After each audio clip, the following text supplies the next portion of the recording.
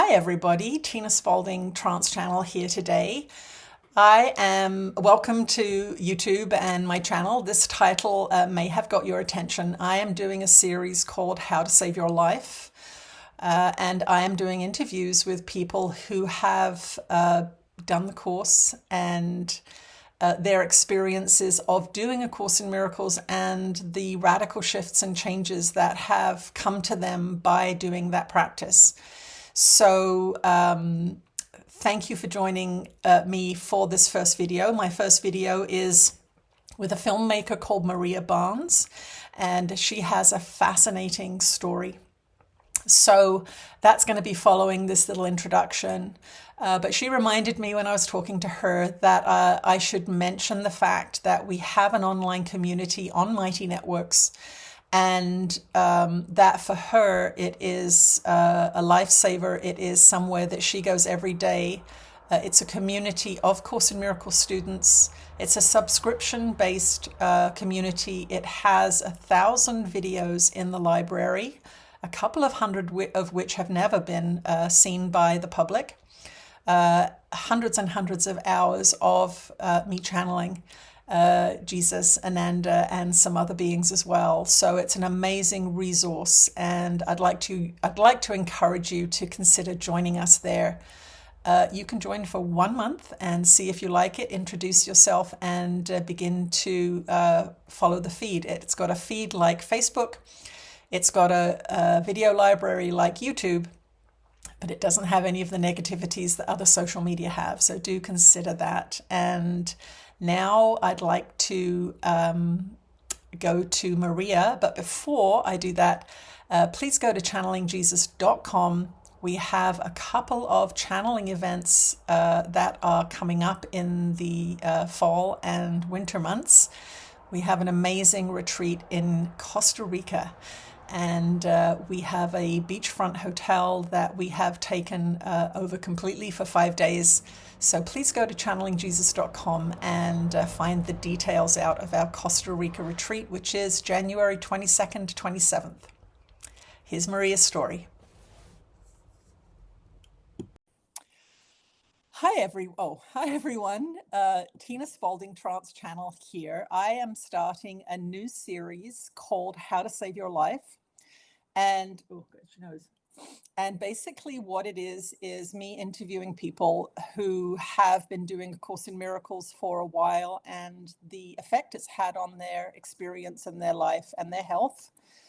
Today, I have with me Maria Barnes. She's a member of my community on Mighty Networks. So hi, Maria. Thank you for joining me to do this. Thank you for having me.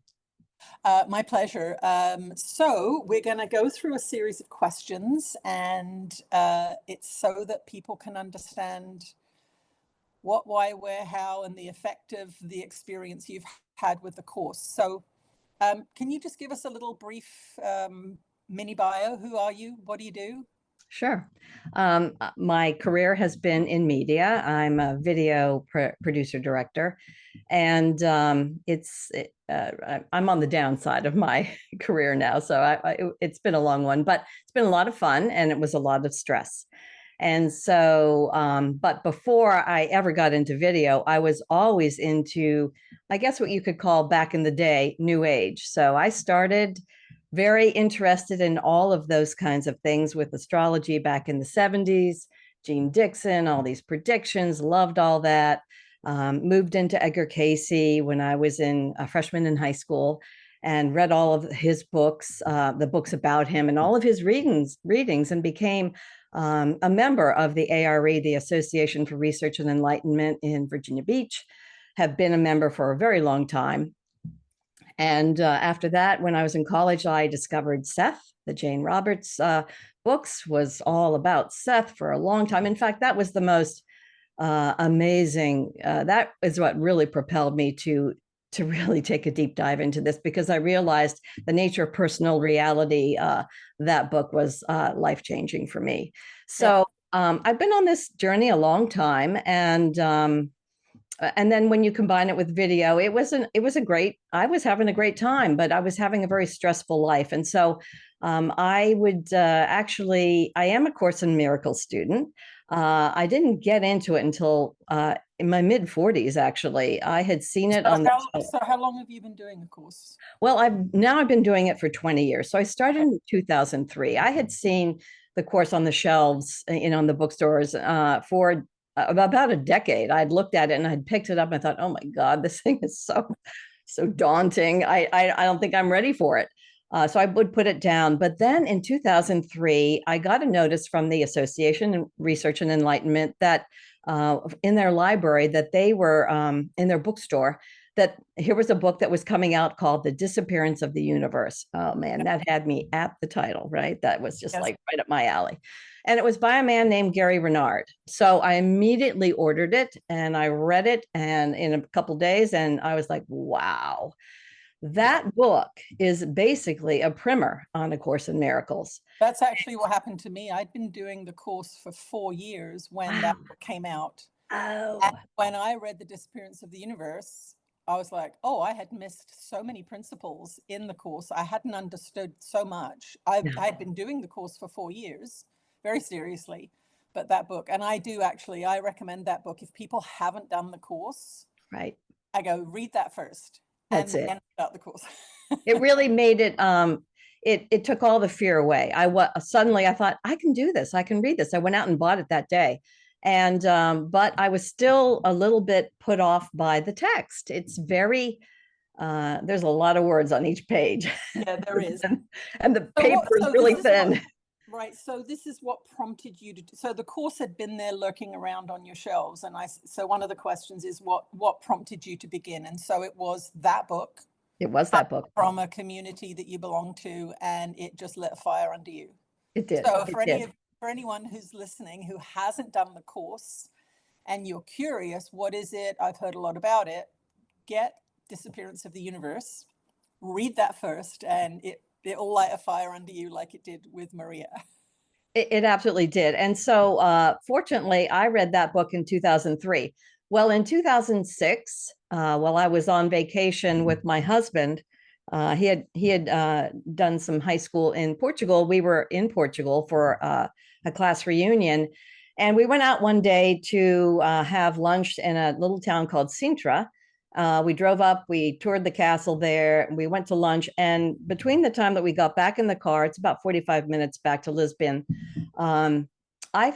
I got so sick. I felt like a huge curtain from a theater had fallen down on me. I could barely move. I was so sick. So I thought, what is this? My husband had a flu and he had kicked it, but I obviously had gotten it and did not kick it.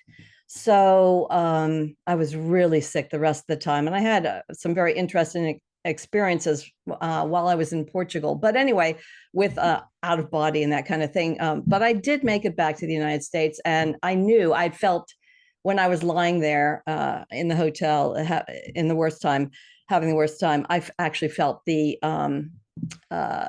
lump in my breast. So I knew I had breast cancer going home. My mother at the time was surviving it. My sister at the time was surviving it. I'd had another brother who was surviving a skin cancer. So I thought, I'm going to survive this. No big deal. So I got home, I got well, was a long time, it was a year in the making to get through breast cancer. Course for 3 years at that point? Yes. And what got me through the breast cancer was the course. Right. So I wasn't fearful at all. I mean, I thought not only have my family gotten through breast cancer, but I have the course and this thing. So I have to say that for the first 2 years that I did the course, I only did the lessons. I couldn't read the text yet. I wasn't ready for it. But while in that year that I was doing, that I got cancer, I was reading the text. Right. And so I'll ask you a question about the how did it feel doing the lessons? Did you find them hard or did you find them easy? Like, what was your experience of this? Because for some people, 365 daily lessons sounds daunting.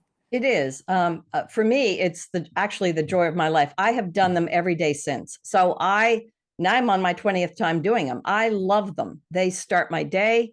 Right. And even then in 2006, I was on my third go around with them when I was diagnosed with breast cancer. So that didn't change. I have always started every day with a So lesson. really interesting because I've only ever done them once.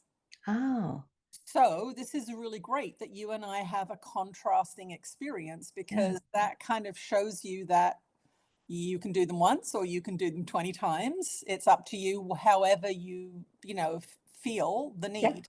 absolutely. Sometimes contrasts like that are really helpful for people, because some people want to repeat, they get that feeling to repeat it.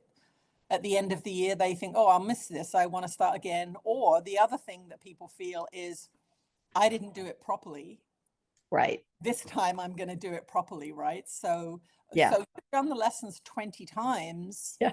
Um, do you get a new experience each time you do it? Do you like, I absolutely do. you do? Yeah. It is always fresh for me.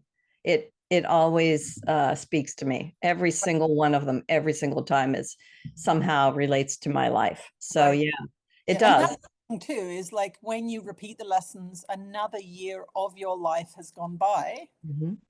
another year of change, another year of getting older, another year of career changes or whatever's happened, right? So new things are coming up to work on. Yeah. Yeah. So yeah, that has not changed. And so I do credit the course with getting me through cancer the first time. I honestly never thought I would get cancer, even though it's genetic in my family, and my mother and my sister both had the gene. I do not. So I thought, well, I don't know why I got this, whatever. And I went right back to living my life, starting the day with, tons of coffee, running, hard all day long, travel, travel, travel, very stressful. And 10 years later, I was ending a job in 2017, because the to get through breast cancer is about a year in the making. And so I was 2006 to 2007 getting over the first round. Second time I got it, it was metastatic breast cancer, and it was in my spine. So what happened was I finished a job that had been very stressful, I call it my 3-year tour, and I've been doing like Afghanistan. yeah, it was a war zone, and it wasn't a war zone, but I was brought into my job as a communications person was to bring two factions in an organization together that did not agree, and it was a fight every day. So 2 weeks after I finished that job, I had this terrible pain in my back. And I asked my brother, another brother who had terminal stage 4 cancer at the time. And I said to him, hey, do you think I should go get a PET scan? He said, oh, absolutely. So I did. And when I'm out in the waiting room and the tech comes out and he has this really grave look on his face, I thought, oh, this is not good. He said, well, your doctor will call you tomorrow. I said, okay, great. So the doctor calls me and says, you have a tumor in your spine, and we think it's cancerous, and go back to see your oncologist. So back I went to see my oncologist. Hadn't seen her in 10 years. Hi, hello. Didn't ever want to see you again, although you were great. And so she sat me down and said, she did some tests, and she said, well, this time, because it's the same genetic profile, it's stage 4 and we can't cure you. And so stage 4 is like terminal. terminal. It's terminal. We can't cure you. I said, what do you mean by that? And because I had no idea. That's not right. Said, yeah, excuse me, did I hear that right? And she said, well, we can't cure you. We will put you on some drugs and on some chemo and some other drugs, and we'll extend your life. And I said, well, how long do I have? And she said, well, we don't know, because, we just don't know. The average is 3 years. And she said, like, Maria, because a lot of people, we sort of think that's the worst news you could ever get is, oh, it's over, just it's a matter of time. Yeah. How did the course influence your It absolutely did. that? I Like, was now by this point you've been doing the course for 13 or 14 years, right? Oh yeah, yes, exactly. So yeah, now I've been on it 20. So yes, this was 40. So 16 years. Right. This is yeah. So what yeah. kind of aspects of the course were you using? Obviously there's certain lessons that refer to the body and teachings that refer to the body and death and things like that. So what were you using at this time? Because like that's the worst news anyone can get. Yeah. I was still just doing it, the course, the lesson day by day, and enjoying that. And but what the course did for me is that it made me very calm. And so I was nonplussed when that doctor gave me that news. I thought, yeah, whatever. I didn't really ever believe that I was going to die from cancer. It just didn't hit home with me. I thought, oh, this is interesting. Yeah, okay, I'll do. So the way I saw it is I took the drugs, I did the chemo for a year. And from 2018 to 2019, I was on chemo and some other drugs. And I saw it as a buying me some time for me to get my head wrapped around whatever I was going to do, because I certainly wasn't going to die from it. I had no idea how that was going to play out. So you had this idea. Did you get that idea? I must be doing something. Or did you see it as, like a random event? Like, what was the part of, did you see that you were playing a part in this, or? I didn't. I was clueless. This is still how I was so clueless. Been doing the course all these years. Clearly, I was missing something, right? Yeah. So, in 2014, I had signed up to write a book. I thought, whatever. I just want to write a little book. And so I'd signed up with Balboa Press, which is the independent arm of Hay House. And they don't teach you how to write a book. And at the time, it was right before I got my 3-year tour job. So literally 2 weeks. So I didn't have time to write it. But when that job was over and I had cancer, I thought, well, I better write the book. So I start to write the book in 2019. I signed up with a company in Georgetown, in Washington, D.C., to learn how to write a self-help book. I had no idea how to write that genre. So the self-help book was going to be what? Well, in working with them, it became Put Cancer Behind You. So, and I thought, you know what? Because I just wanted to write a little primer on the Course in Miracles. I thought, well, I'm going to die, or maybe I'm not. I have no idea. But I just want to, put down on paper my understanding of the tenets of A Course in Miracles. And so I was doing that. And so I was almost finished with the book. And I thought, well, I really need to make sure that everything I've said is correct. So I went online, I started searching, and I found you. And lo and behold, there you are, day by day, giving the explanation of each lesson. And I almost went out of my skin. I was just so excited. I was so jazzed by that. I was so happy. And I just went into a different world, basically, because what I did was I went through every single lesson you had done. It was September of 2019 at that time. And I went back and I listened to every single thing that Jesus was saying through you. And I was so into it. For a couple hours a day, I did it for about 3 weeks. And I was just in a different place. Doing multiple lessons a day at this time. And binging on it.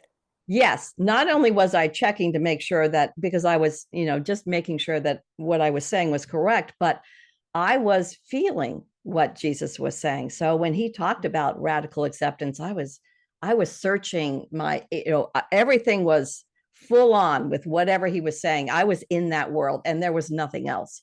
And so for 2 hours a day, roughly for 3 weeks, I was in that world with Jesus and you. And but it wasn't just my mind. It was my heart had opened and I was feeling the forgiveness. I'm feeling radical acceptance of everything. I'm going through it emotionally. But during those 3 weeks, I had 2 blood tests, and the blood test showed me that at the beginning, the cancer marker already was going down. And by the time I finished the book, and after 3 weeks, I had no more cancer. It was gone. It showed it was gone. So I went back to my oncologist a month and a half later, and she did all the scans, and she said, "What are you doing?" She didn't. That's the interesting thing. Yeah, she didn't care, which was very telling. Because they will call it spontaneous remission, right? That it's like, again, the traditional medicine is you didn't really cause it and you didn't really heal it. So it's sort of that belief that the body does random things that have nothing to do with you, kind of. Correct. That's, she just said, I'm happy to tell you, after she had sat me down and said, I'm telling you, you're dying. I'm happy to tell you that you don't have cancer anymore. And I said, wow, I thought, how did that happen? But I knew it had happened while I was sitting at my kitchen table writing the book, listening to Jesus. There was no doubt in my mind. I didn't do anything different. I didn't take any drug. I didn't go anywhere. I didn't listen to any other Right. music. I didn't eat anything different. I mean, nothing different Right. except Jesus and you.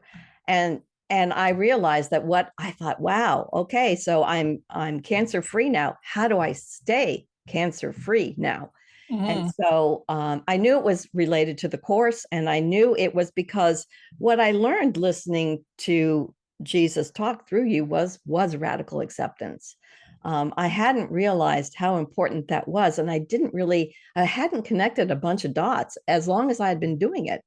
And Yeah. so that was really, I Because I mean, was going to ask that question, because when you think about if you started the course in 2003, but you were still under a tremendous amount of stress for years and years. And when you think about it, the course really is teaching that, but it's somehow that penny hadn't dropped for you. How were you creating stress, right? Because we always think it's the outside circumstance that creates stress, but it's your interpretation of the outside circumstance. So right. that was like the little linchpin that you hadn't yet got. And that is because I hadn't really focused on the text where he goes much more in depth. I Yes. had focused on the lessons, and it was fine. But that was a real download on everything that had to do with the course. And so since then, so I realized, well, what did I do? And Jesus had mentioned frequency numerous times talking about these lessons. And I thought, what is that? I mean, I really need to understand this. And what I went on to do is to do a lot of research on frequency and how it plays into everything. It is the basis for everything. And so I really realized that in opening my heart, I raised my frequency, and that The other frequency. thing too, Yeah. when I think about it, like you sharing that experience of extreme focus, Mm. this is something that happens with people that when you shut down the discursive mind, when you stop looking at the world and, oh, who's doing what and how do I pay the rent and all that stuff, when you actually bring your mind into single pointed focus, your frequency goes up, and it actually can precipitate Kundalini awakenings in people. Now, for those of you that aren't experienced with this kind of thing, a Kundalini awakening is when you go from your ordinary level of consciousness. It's sort of like a graduation into a completely new level of consciousness. Usually, what precipitates it is something like a yogic practice, Mm. and it's intense focus. Now, what happened with me was when 6 months before I had my Kundalini awakening, which precipitated the channeling, I had an intense forgiveness practice, daily intense forgiveness practice, where I was not focusing on anything else but this one particular issue that was bothering me. And it'd been bothering me for years. And I decided in this 6 months, that's it. I'm done with this. I am going to pray my head off to get rid of this resentment. Right. So that was what precipitated the Kundalini awakening. But really, a Kundalini awakening is an experience of this raising in frequency Mm. to another level of consciousness. So when you were at that table for 3 weeks doing nothing else, you had intense focus. Yes. And what was, if you think about stress and the discursive mind, that's most likely what was causing the cancer. And in that 3 weeks, you were dedicated. You didn't know you were raising your frequency, but that was the effect of, I don't care about anything else. I don't care about the world. This is my life now. And that's what you were doing. You were doing like a yogic focusing practice. Basically, I was. Yeah. There was nothing else. I mean, nothing else. That's Nothing. all it was. And it wasn't mental, it was emotional, it was heart centered. That Yes. was the difference. I was actually feeling what Jesus was talking about, everything. And it just blew my mind. That blew my mind, but I was actually opening my heart, which, yeah. So, Well, I think the thing that a lot of people don't understand is that it is our thinking that's the problem. Now it's weird. It's a weird contradiction because people will read the course and look at it as a very intellectual thing, but Right. it's approaching us because we're overly intellectual in our training. Yeah. We think all the time. Yeah. So the course accesses us through intellectual ideas, but as you practice, you get a feeling experience, a feeling of more love, more peace, That was it. more acceptance of what is. So it's an interesting paradox that it comes in through our overly trained intellectual mind and then takes us into the feeling. It's true. And I mean, just doing the lessons every day had enabled me to handle the stress, at least get through the day. Very stressful times, a lot of people. But I was internalizing a lot of that stress too, obviously. So that took my frequency down and it made me open to cancer. So now I practice the course and much more differently because I do that lessons every day, but I'm constantly going through my mind with radical acceptance and the understanding that the world is a mirror, that it's a mirroring back to me what I'm projecting. So it's very clear now. And so you doing this work did actually help me to save myself. So I think the first time I met you at a retreat, I said, yes, listening to you, it saved my life. And it actually did. Yeah. Had I not found you, I wouldn't be here today because I wouldn't have known. I just, you get in a rut and you do certain things and it helps to a certain degree, but I needed to expand my consciousness. And that was what happened. Yeah. Yeah. And my heart. Well, part of it, I think, is we only have our own mind, and our own mind can't fix our own mind. So in some ways, what happened when you listened to those 365 videos, you weren't doing the lesson with your mind, you were doing the lesson with Jesus' mind, helping, right, to bring in a different interpretation maybe, or a different focus. Definitely. And that's the thing, in the self-help realm, it's called self-help.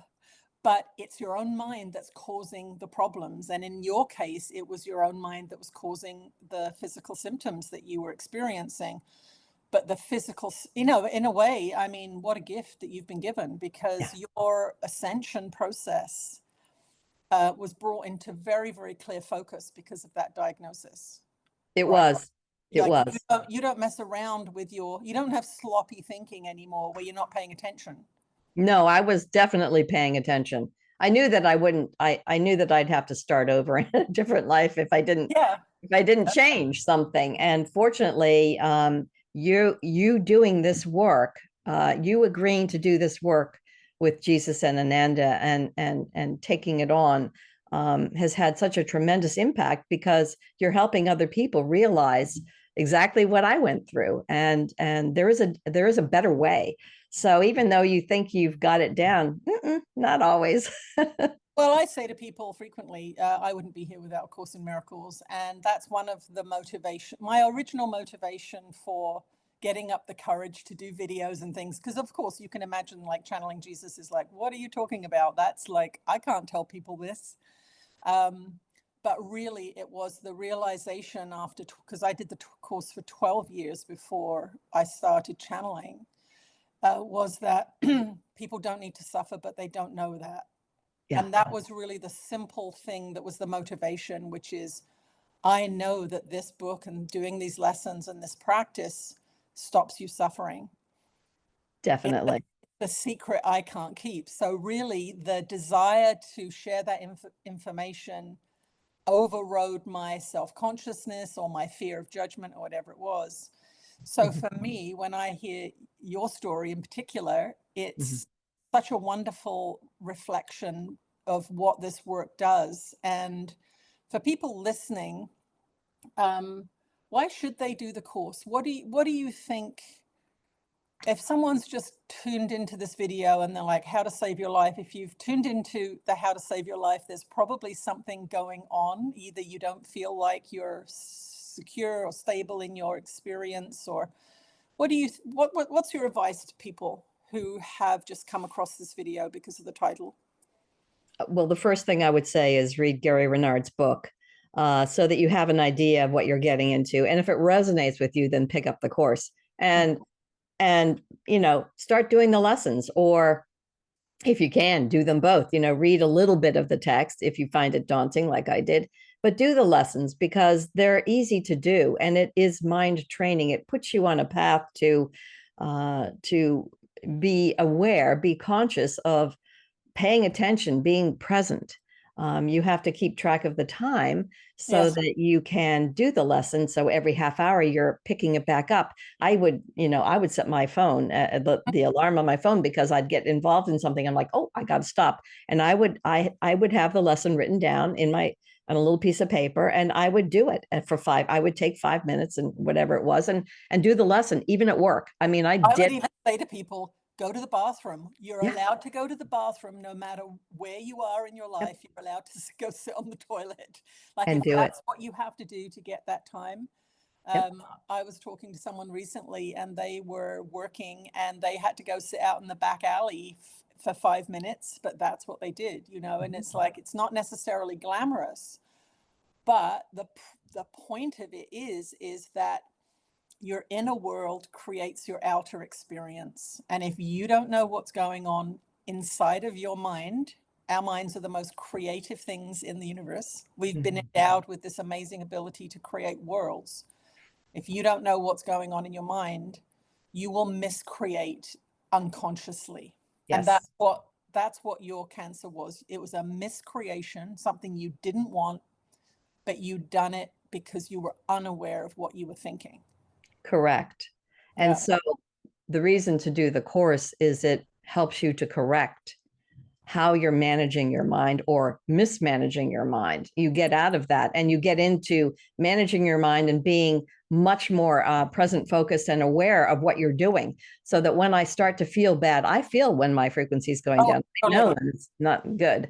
I immediately start to reverse it. And sometimes it takes me a day or two to actually do that if I'm really upset about something. Yep. But I do. I get beyond it now. I don't let it fester, and I work like you did. There are people in my life who have, caused me a lot of angst, and I'm still working on them. There are some, people that, it's constant with me every time, but it's a reflection. I'm like, okay, I'm stopping it. In I go, and I do a forgiveness practice immediately. I don't let it fester. I'm usually going right into my own forgiveness practice of whatever the prayer that I say. Right. And forgiveness. And so that makes me feel better immediately.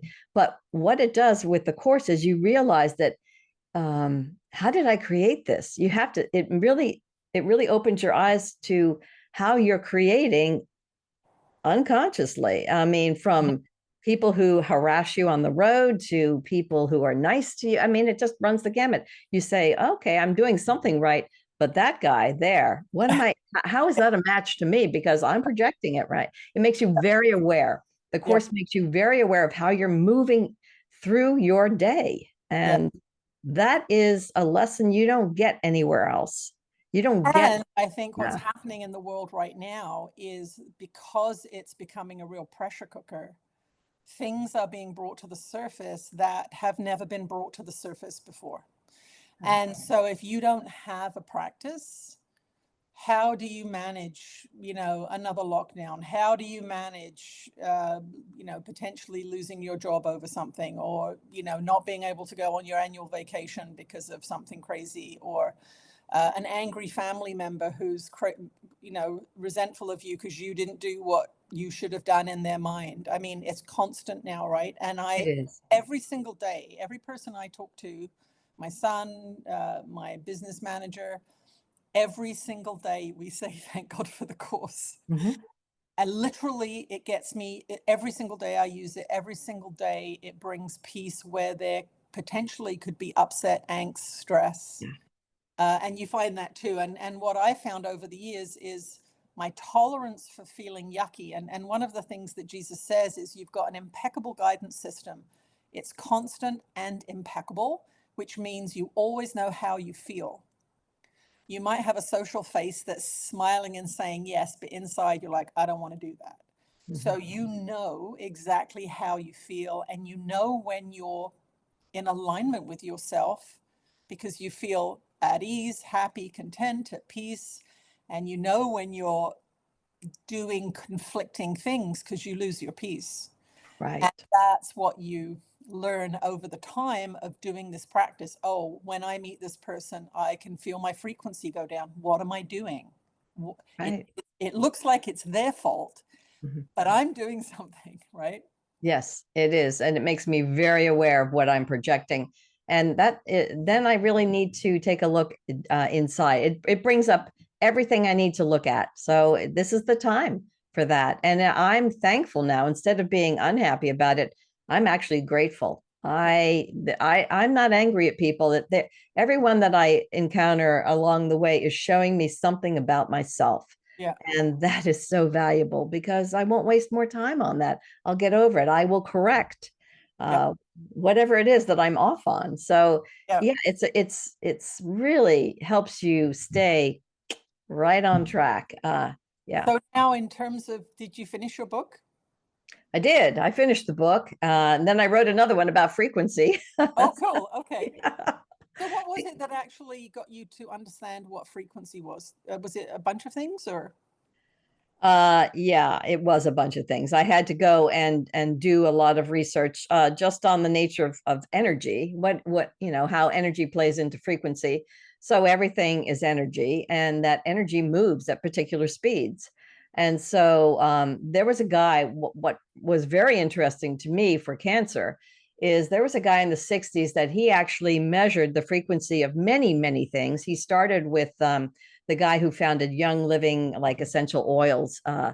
He worked with him. They were doing plants initially, but then he moved into the body, and he determined, this is in the 60s, that the optimal frequency for a human immune system is between 62 and like 90 hertz. It's a little bit lower, but it can go up to 90. And if it goes lower, you are open to, right below it are viruses, right below it. So, and then cancer's at a 45. So I mean, he had a list. He measured so many things. And when I tell people about frequency, especially people with cancer or people who are sick, I'm like, you need to raise your frequency and keep it up because the two are not a match.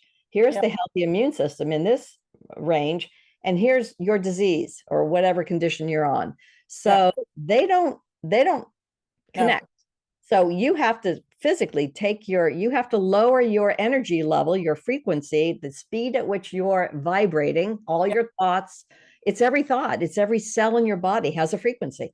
So the sum total of that goes down. When you raise it, which is what I did through the Course in Miracles, then it's not a match, and I stay above it. So I work to stay in that healthy immune system range. That's what I'm doing.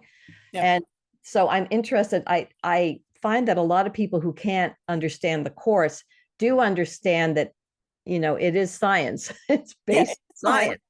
One of the things that Jesus says, and for those of you who don't know, Jesus is the voice of the Course. He came through a woman called Helen Schuckman, and he channeled through her the text and the lessons. He says at the beginning of the lessons, he says, you don't have to like it. You don't have to understand it. You just have to do it.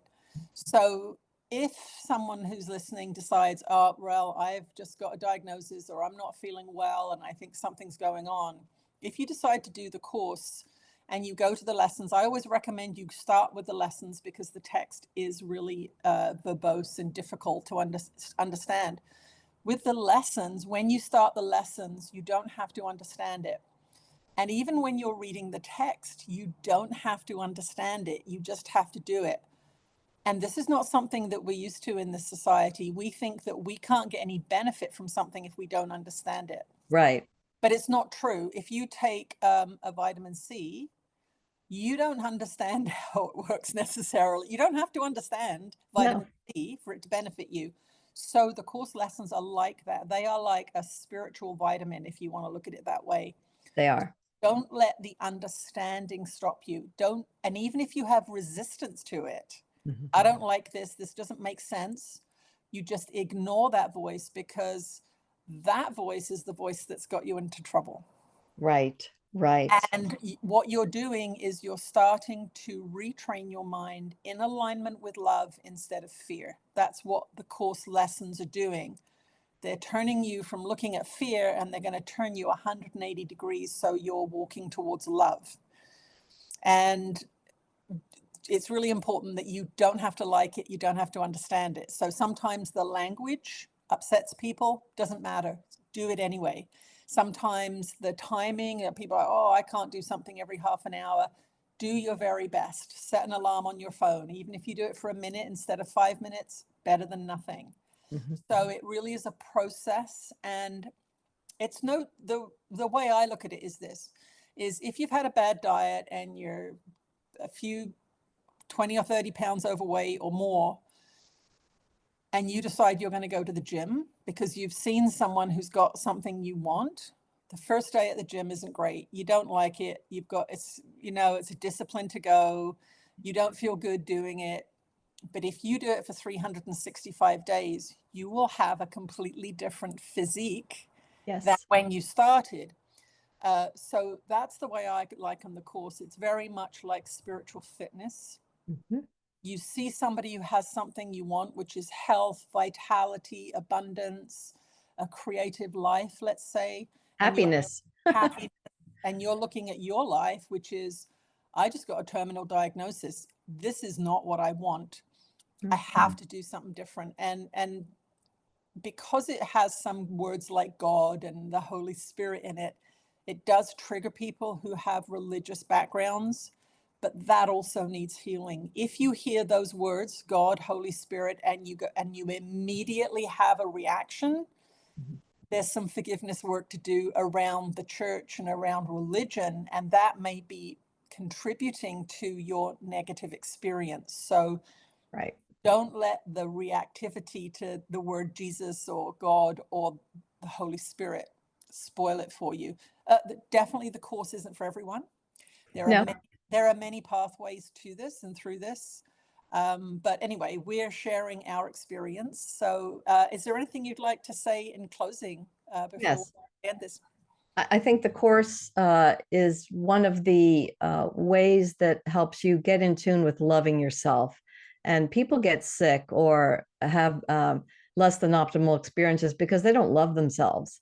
And when you take the time to understand what you're doing with your own mind, and then turn that inside first, like look at yourself and say, I deserve love. I am worthy.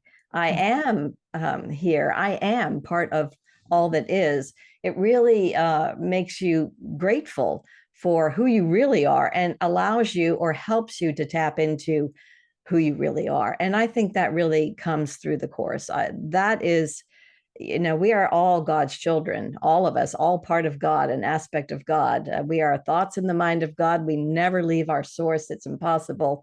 And I think that really helps you to calm yourself down and really start to treat yourself better. And better health comes from treating yourself better. So a better life does. So I would say that. Our behavior comes from what we think. Yeah. That's why sometimes if you try and change your behavior without changing what you think, then it doesn't work. You can't do it, but you've got to change the mind first. Okay, Maria, I'm so happy that you're healthy and that you are cancer free. It's wonderful to hear this story. So I'll just turn the recording off and then we can have a chat after, okay? Thank you. Okay, thanks so much. My pleasure.